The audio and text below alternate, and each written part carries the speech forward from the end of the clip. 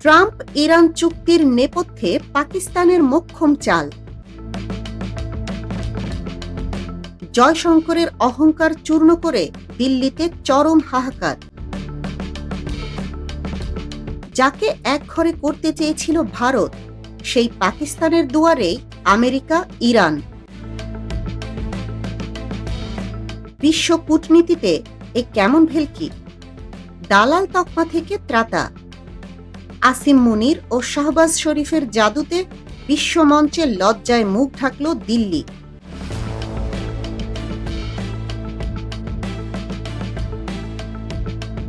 যখন পারমাণবিক বোমার বোতামে আঙুল রেখে দাঁড়িয়েছিল পরাশক্তিগুলো, যখন মধ্যপ্রাচ্যের রক্তক্ষয়ী সংঘাত পুরো মানব সভ্যতাকে টেনে নিয়ে যাচ্ছিল একটি অনিবার্য তৃতীয় বিশ্বযুদ্ধের অন্ধকূপে, ঠিক তখনই একেবারে অচিন্তনীয় একটি জায়গা থেকে আবির্ভূত হল বিশ্ব শান্তির এক নতুন ত্রাতা।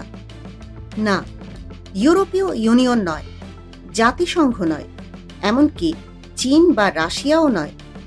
বিশ্বকে অবাক করে দিয়ে সেই ত্রাতার ভূমিকায় অবতীর্ণ হল দক্ষিণ এশিয়ার সেই দেশটি, যাকে আন্তর্জাতিক মঞ্চে একঘরে করে রাখার জন্য বছরের পর বছর ধরে কোটি কোটি ডলার খরচ করেছিল ভারত।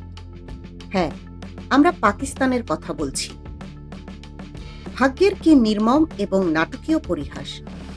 যে পাকিস্তানকে সন্ত্রাসবাদের মদতদাতা বলে বিশ্ব মঞ্চ থেকে মুছে ফেলতে চেয়েছিল নয়াদিল্লি, আজ সেই ইসলামাবাদের দুয়ারেই শান্তির ভিখারি হয়ে ধর্ণা দিচ্ছে খোদ ওয়াশিংটন আর তেহরান।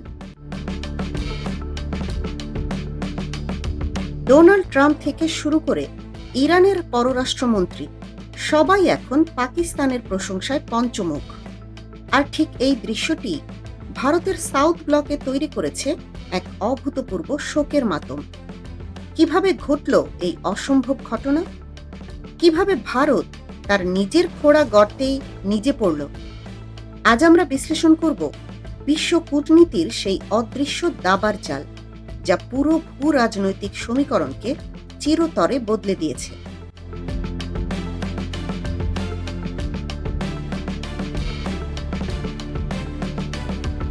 একটু পেছনে ফিরে তাকাই। গত ২৮ ফেব্রুয়ারি যুক্তরাষ্ট্র এবং ইরানের মধ্যে যখন সরাসরি সংঘাত শুরু হলো, পুরো বিশ্ব তখন দর্শক হয়ে স্রেফ তাকিয়েছিল। কেউ ঝুঁকি নিতে চায়নি। ঠিক সেই সুযোগটি কাজে লাগায় পাকিস্তান। অত্যন্ত সন্তর্পণে বিশ্ব মিডিয়ার রাডারের নিচ দিয়ে ইসলামাবাদ তাদের গোপন কূটনৈতিক চ্যানেলগুলো সক্রিয় করে তোলে।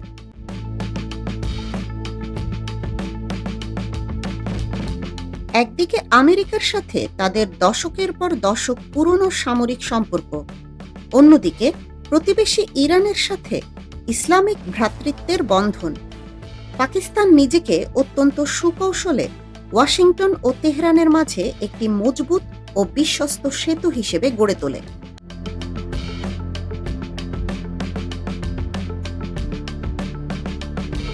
কিন্তু ভারত তখন কি করছিল? ভারত তখন মেতেছিল অহংকার আর তাচ্ছিল্যের নেশায়। যখন পাকিস্তান এই সংঘাত থামানোর জন্য মধ্যস্থতার প্রস্তাব দেয়, তখন ভারতের দাম্ভিক পররাষ্ট্রমন্ত্রী এস জয়শঙ্কর অত্যন্ত অবজ্ঞার সুরে পাকিস্তানকে দালাল বলে কটূক্তি করেছিলেন। তিনি হয়তো ভেবেছিলেন চরম অর্থনৈতিক সংকটে ধুঁকতে থাকা একটি দেশ কিভাবে এত বড় গ্লোবাল গেম খেলবে। কিন্তু কূটনীতির ময়দানে অহংকার যে কত বড় বুমেরাং হতে পারে, তা জয়শঙ্কর খুব দ্রুতই টের পেলেন।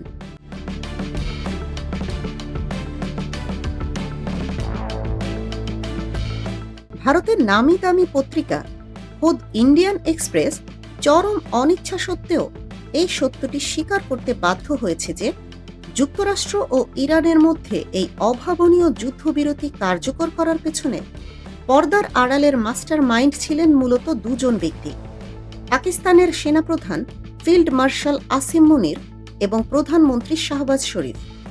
তারা কিভাবে এই অসম্ভবকে সম্ভব করলেন? ২৯ ও ৩০ মার্চ বিশ্ব মিডিয়ার চোখ যখন যুদ্ধের ময়দানে, ইসলামাবাদে তখন চলছিল অন্য এক খেলা।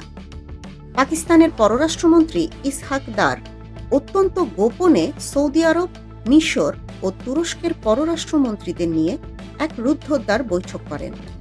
পুরো সুন্নি বিশ্বকে এক ছাতার নিচে নিয়ে আসার এটি ছিল এক অসাধারণ কৌশল।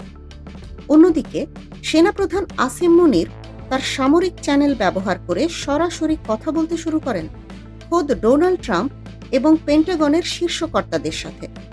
আর প্রধানমন্ত্রী শাহবাজ শরীফ তিনি বেইজিং থেকে মস্কো প্রতিটি বড় বড় রাজধানীর সাথে নিরবচ্ছিন্ন যোগাযোগ রক্ষা করেন।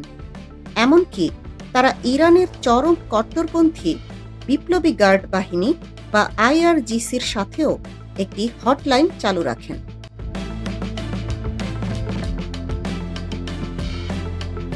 আর এই নিখুঁত, নীরব এবং মাস্টারমাইন্ড কূটনীতির চূড়ান্ত ফলাফলটি বিশ্ব দেখল গত 7 এপ্রিল। কার্যকর হল ঐতিহাসিক যুদ্ধবিরতি। দুই পক্ষ রাজি হল 2 সপ্তাহের জন্য অস্ত্র ফেলে আলোচনার টেবিলে বসতে। আর এই ঘোষণার পর যে দৃশ্যটি বিশ্ববাসী দেখল তা ভারতের হৃৎপিণ্ড কাঁপিয়ে দেওয়ার জন্য যথেষ্ট ছিল। খোদ মার্কিন প্রেসিডেন্ট ডোনাল্ড ট্রাম্প প্রকাশ্যে স্বীকার করলেন এই শান্তি চুক্তি কেবল শাহবাজ শরীফ ও আসিম মুনিরের সাথে তার ব্যক্তিগত আলোচনার ফসল। অন্যদিকে তেহরান থেকেও এলো অভাবনীয় বার্তা। ইরানের পররাষ্ট্রমন্ত্রী আব্বাস আরাকচি প্রকাশ্যে কৃতজ্ঞতা জানিয়ে পাকিস্তানি নেতাদের সম্বোধন করলেন আমার প্রিয় ভাই বলে। একবার ভাবুন, জাস্ট একবার চোখ বন্ধ করে ভাবুন, যে পাকিস্তানকে ভারত সারা বিশ্বের কাছে একটি ব্যর্থ রাষ্ট্র এবং সন্ত্রাসের আঁতুর ঘর হিসেবে প্রমাণ করতে জীবনের অর্ধেক সময় পার করে দিয়েছে, আজ সেই পাকিস্তানের প্রশংসায় দুনিয়া মাতোয়ারা। পাকিস্তানের এই অভাবনীয় সাফল্যে দিল্লিতে এখন আক্ষরিক অর্থেই গাত্রদাহ শুরু হয়েছে। নয়াদিল্লি আজ চরম উদ্বেগে কাঁপছে, কারণ যে পাকিস্তানকে তারা কূটনৈতিকভাবে বিচ্ছিন্ন করার স্বপ্ন দেখেছিল, সেই পাকিস্তানই আজ আন্তর্জাতিক ক্ষমতার একদম কেন্দ্রবিন্দুতে বসে আছে। জয়শঙ্করের সেই দালাল কটূক্তি আজ তার নিজের বিরুদ্ধেই সবচেয়ে বড় বুমেরাং হয়ে দাঁড়িয়েছে।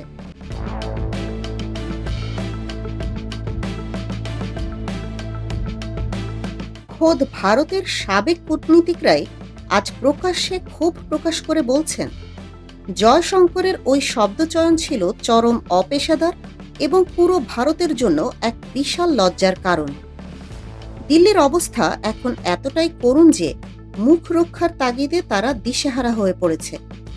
ভারতকে পাশ কাটিয়েই যখন মধ্যপ্রাচ্য ও পশ্চিমা বিশ্বের সমীকরণ বদলে যাচ্ছে, তখন তড়িঘড়ি করে ভারতের পররাষ্ট্র সচিব বিক্রম মিশ্রিকে পাঠানো হয়েছে যুক্তরাষ্ট্রে। খোদ জয়শঙ্কর নিজেও ছুটছেন সংযুক্ত আরব আমিরাতে। কিন্তু আন্তর্জাতিক ভূ রাজনীতির বিশ্লেষকরা মুচকি হেসে বলছেন দিল্লি ট্রেন অনেক আগেই স্টেশন ছেড়ে চলে গেছে। পাকিস্তান আজ বিশ্বকে প্রমাণ করে দিয়েছে শুধু সামরিক বা অর্থনৈতিক শক্তি থাকলেই হয় না, কূটনৈতিক বুদ্ধিতেও তারা ভারতের চেয়ে কয়েক আলোকবর্ষ এগিয়ে। ভারতের জন্য সবচেয়ে বড় অস্বস্তির বিষয় হল তাদের পশ্চিমা মিত্র দেশগুলো এখন পাকিস্তান ছাড়া মধ্যপ্রাচ্যে এক পাও এগোতে পারছে না।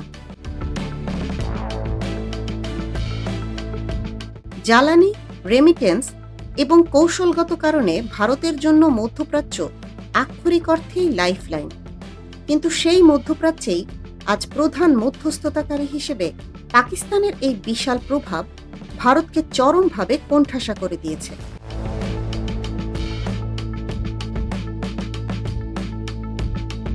কূটনীতির এই নিষ্ঠুর দাবার বোর্ডে শেষ পর্যন্ত জয় হল শান্তির, জয় হল নীরব কৌশলের, আর চরম পরাজয় হল ভারতের অহংকার এবং তাদের একঘরে করার নীতির। ভূ রাজনীতির এই নতুন মেরুকরণ আগামী দিনে দক্ষিণ এশিয়াকে কোন দিকে নিয়ে যায় সেটি এখন দেখার অপেক্ষা। পরাশক্তিগুলোর দাবার চাল, বিশ্ব কূটনীতির গোপন ব্লুপ্রিন্ট এবং খবরের পেছনের বস্তুনিষ্ঠ বিশ্লেষণ সবার আগে পেতে চোখ রাখুন আমাদের চ্যানেলে।